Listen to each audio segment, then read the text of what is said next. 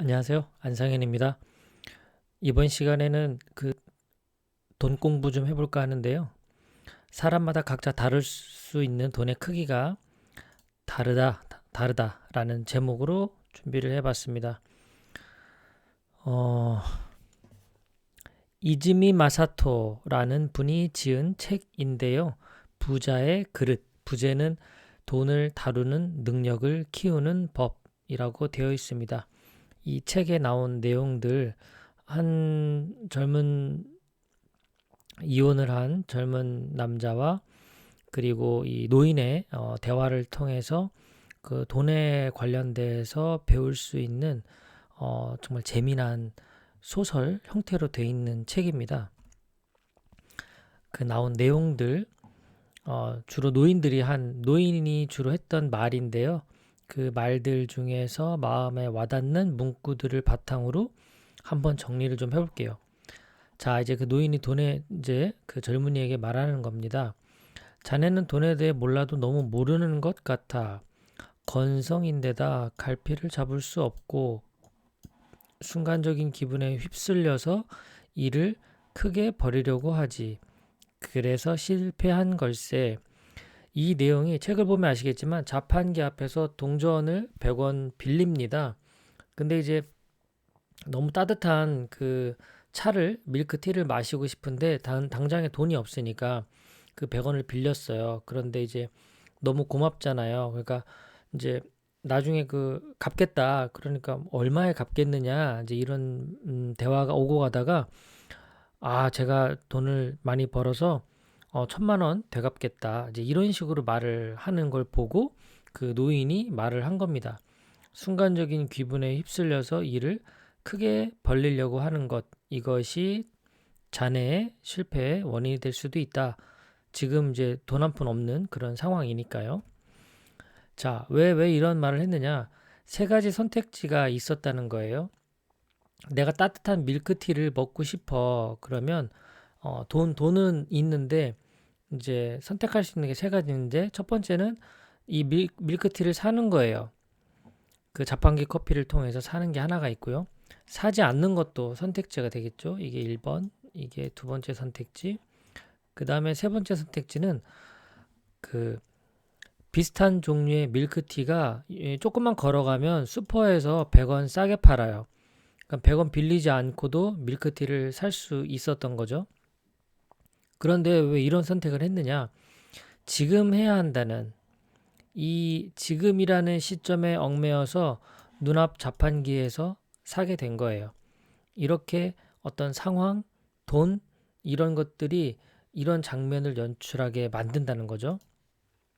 지금이라는 이 시점에 얽매인다라는 요 개념이 굉장히 중요한 개념입니다. 사람은 돈을 가진 순간에 선택을 해야 돼. 쓸까 말까, 쓴다면 언제, 무엇에 쓸까.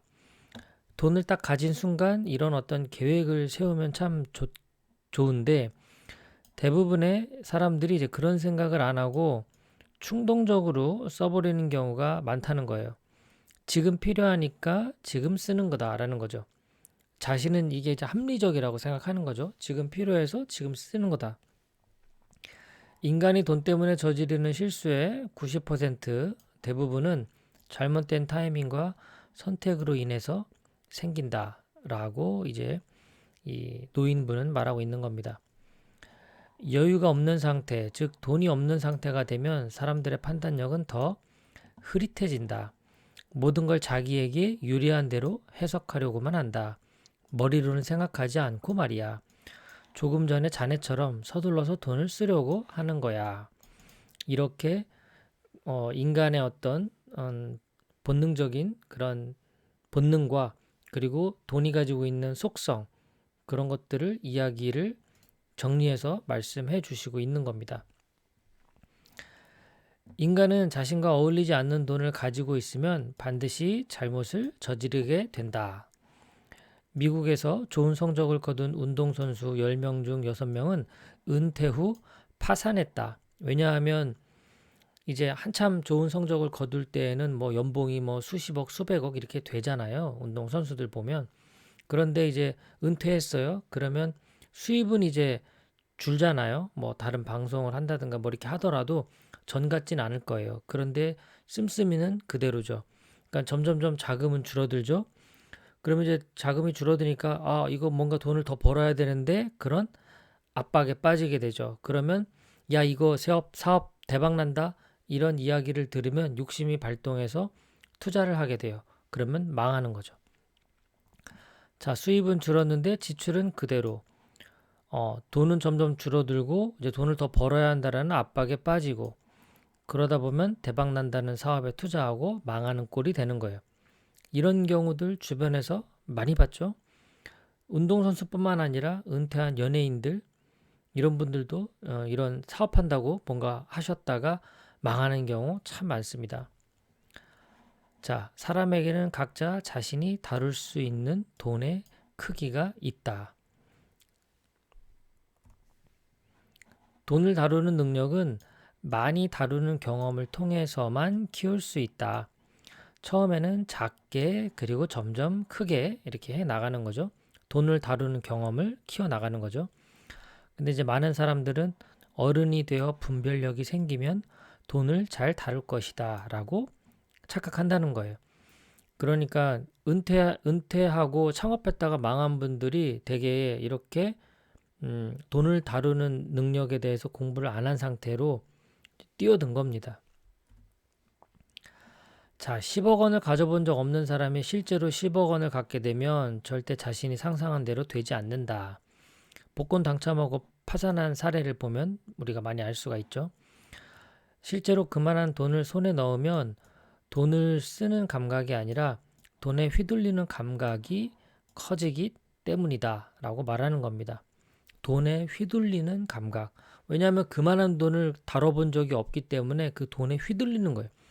이런 이야기는 그 부자들 사이에서도 이야기를 많이 합니다. 돈도 에너지이기 때문에 그 에너지를 내가 컨트롤할 수 있는 사람이면 괜찮은데 그렇지 않으면 그 에너지에 압도당한다고 결국 이제 그 이야기를 하고 있는 거죠. 사람들이 두려워하는 건 실패가 아니다. 돈이다. 사람들은 회사가 문을 닫거나 개인이 파산하면 그 원인이 빚 때문이라고 생각한다. 하지만 수중에 돈이 없어지기 때문이다. 빚 때문이 아니죠. 왜냐하면 저 뭐 기업들 보세요. 삼성전자만 해도 빚이 얼마입니까? 회사들마다 빚 없는 회사가 어디 있습니까? 하지만 파산하지 않죠. 왜요? 그 빚을 그 부채를 활용하니까요. 활용해서 그 이자만큼 이상 벌어서 그 돈을 활용하면 훨씬 더 많은 수익을 낼 수 있기 때문이죠. 그러니까 보통 우리가 회사나 개인이 망했을 때 빚이 많아서야 이렇게 생각하는 건 잘못된 관점입니다. 돈이 없어지기 때문에 망한 거지 빚 때문에 망한 건 아니죠. 돈의 소유자는 존재하지 않는다. 부자들은 돈을 소유할 수 없다는 걸 알기 때문에 일정한 규칙에 따라 사용한다. 그러니까 돈을 계속 돌고 도는 게 돈이라고 하죠. 그러니까 부자들은 만약에 내가 1,000원이 생겼다면 이 1,000원을 어디에 투자해서 그 이상 벌어들일까 이런 고민들을 늘 한다는 거죠. 어차피 돈은 가질 수 없어. 그러니까 이 돈을 돌고 돌리는 쪽으로 해서 가치를 키우고 자산을 증식시키는 그런 용도로 돈을 활용하는 거죠. 부자는 자신의 돈을 반드시 그 금액에 어울리는 그릇을 가진 사람에게 준다. 돈의 지배를 받으면 주변이 보이지 않는다. 결국 그 사람마다 돈의 어떤 그릇, 이런 것들이 이제 어느 정도 정해져 있기 때문에 그 이상으로 돈을 갖고 있어도 이제 지배를 받기 시작하는 거죠. 이 부자의 그릇이란 이 책에서도 이 젊은 분이 이 주먹밥, 크림 주먹밥을 만들어 가지고 이걸로 막 몇 호점까지 프랜차이즈를 확장하면서 돈을 많이 법니다. 그런데 결국 돈의 사이즈가 커지면서 뭐 은행 대출도 이용하게 되고 그리고 뭐 4호점, 5호점 막 이렇게 늘리게 되고 그러다 보니까 여러 실수들이 벌어지게 돼요. 원래 그 주먹밥이라는 게 그 밥알이 맛있어야 되잖아요. 기본적으로. 그리고 그 위에 이제 그런 얹히는 소스가 맛있어야 되고요.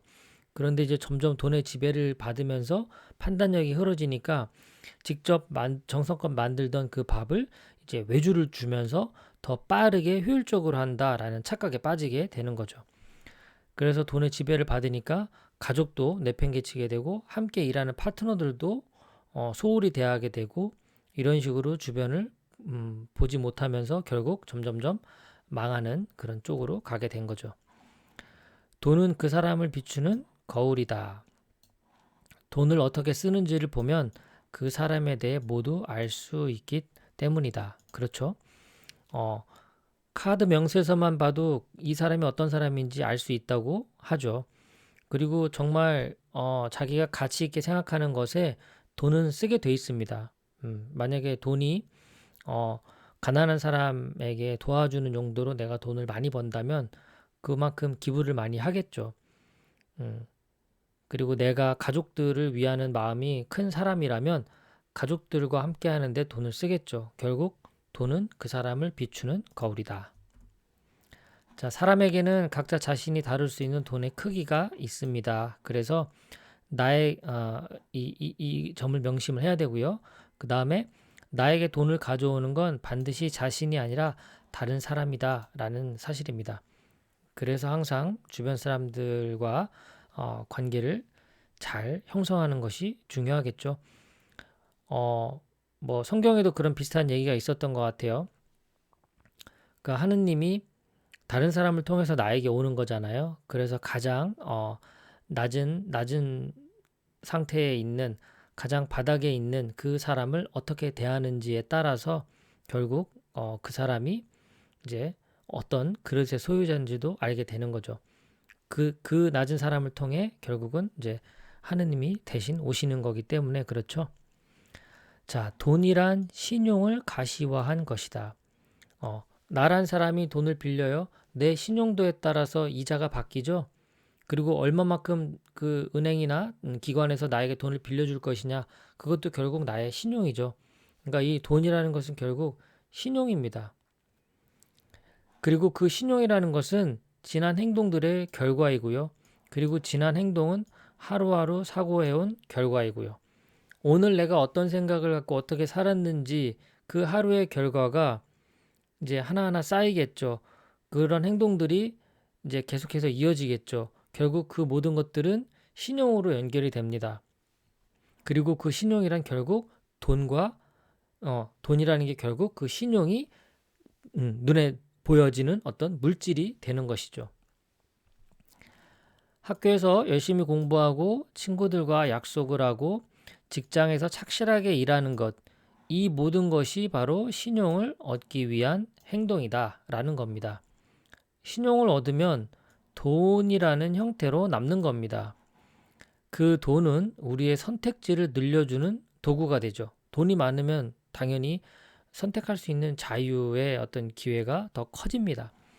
그래서 이 도구가 증가하게 되면 더 알찬 라이프 스타일을 우리가 실현시킬 수 있게 되는 거죠. 신용이 곧 돈이 된다는 겁니다.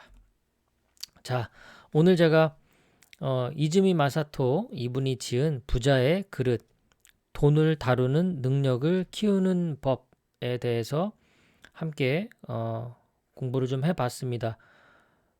교양 소설이라고 볼 수 있죠. 굉장히 짧은 시간에 읽을 수 있는 200페이지 정도 되는 책인데요. 참 재밌고 유익합니다.